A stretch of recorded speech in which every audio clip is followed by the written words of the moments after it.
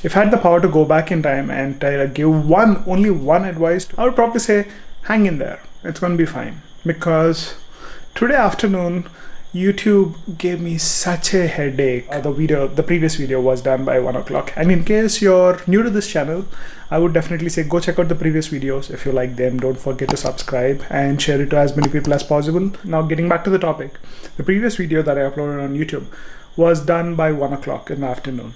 Then I tried to upload it. There was few things that I noticed. Sometimes when doing more vlogs, then let's say once in a week, there are few editing things that can miss, like the sync between the audio and the video. So the audio is recorded right now on the camera itself.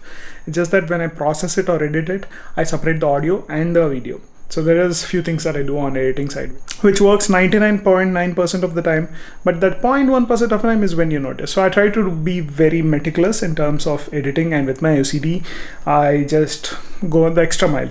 So if I finish the edit in 2 hours, the post-processing work takes almost 2 hours. Anyway, today was not that case. I finished the edit by 1 o'clock, uploaded the video, then I noticed something, a small thing that I wanted to correct. Deleting was the best option, so I re-exported the video in Final Cut, uploaded it on YouTube, but the processing took almost 8 hours. In the middle there was some connection issues because I was traveling on the road. I had some meeting out there, so I tried to upload from there. So I had the laptop on all the time and I was using my phone as a hotspot. There were 1 or 2 interruptions, but once the upload is done, processing usually takes not more than 10-15 minutes. Somehow with this project and the last one or the one before that, I don't know, it was taking too long, man. After 6 p.m. I don't like to post any videos because people typically watch only till 12 in the midnight. After that there is a break. There is something with algorithm where if there is a break, the views come down. So that's why I posted around 9 a.m. in the morning, and eventually everything worked out. All resolutions were available. In some of my previous videos in a month or so, you might have seen where 720p was not available and 1080p was available. All these things can increase your BP slightly, but then that's the lesson. That's the lesson I would go back and also reassure to people. Everything will be fine. Just a part of the process. If not today, tomorrow. The reason I was little riled up was I wanted to follow a schedule of Monday, Wednesday and Friday. If that schedule is missed, I have to follow Tuesday, Thursday and Saturday. When you follow a schedule, it's kind of etched in the memories of viewers and subscribers that, okay, this guy posts videos regularly at this time of the day. So there would be a schedule to follow and there would be more engagement. So I was kind of eager, but then I realized no point.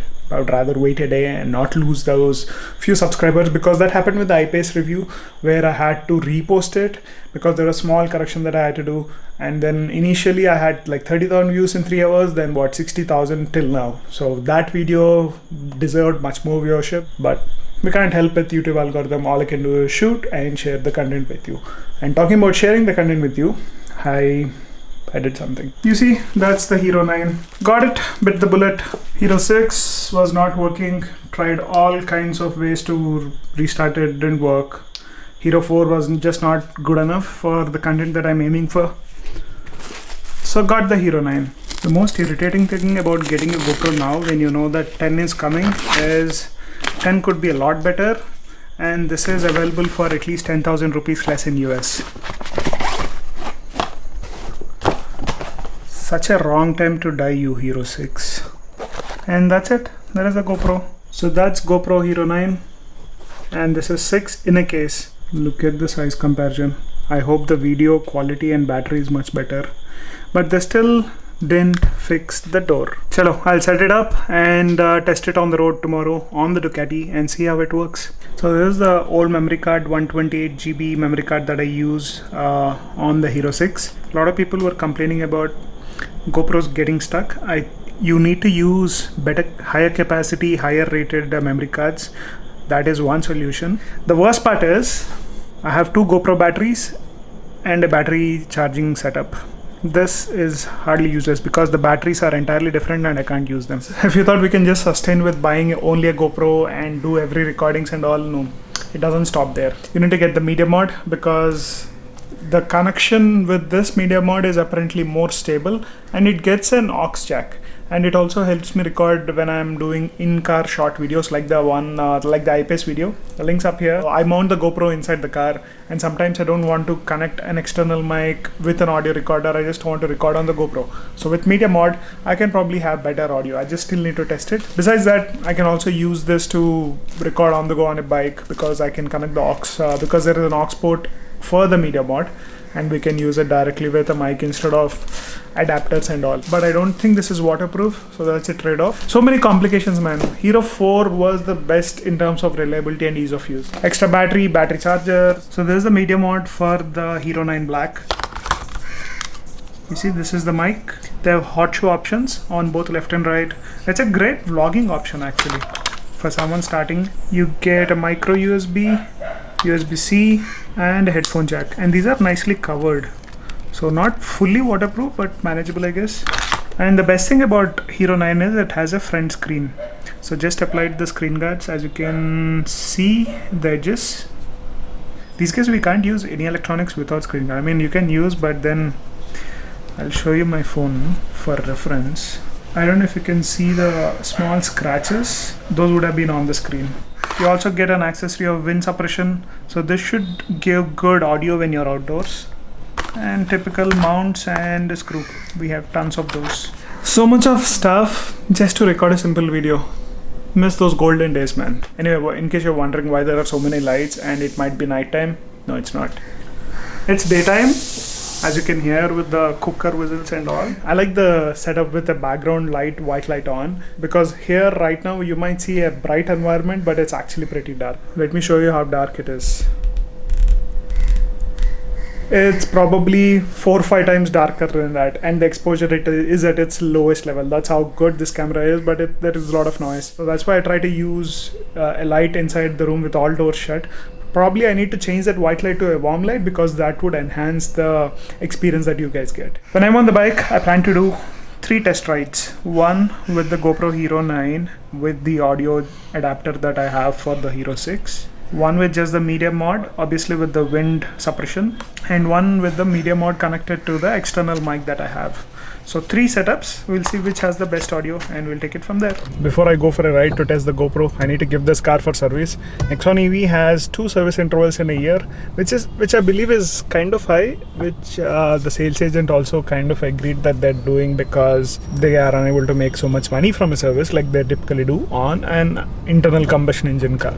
Which makes sense from their side of view, but from a customer point of view, especially for EV, I want to have the least number of intervals for service as possible, maybe even 2 years, because there's not much to change here. Check the brake pads, brake fluids, coolant for the battery, and what else, maybe wiper fluids and all, that's it. Anyway, I think this is a free service. I need to double check the manual, but the service center is just 20 minutes away from my place if there is no traffic. With traffic like this, it would probably take 40 minutes to go from JNTU to High-Tech City. 5 hours later.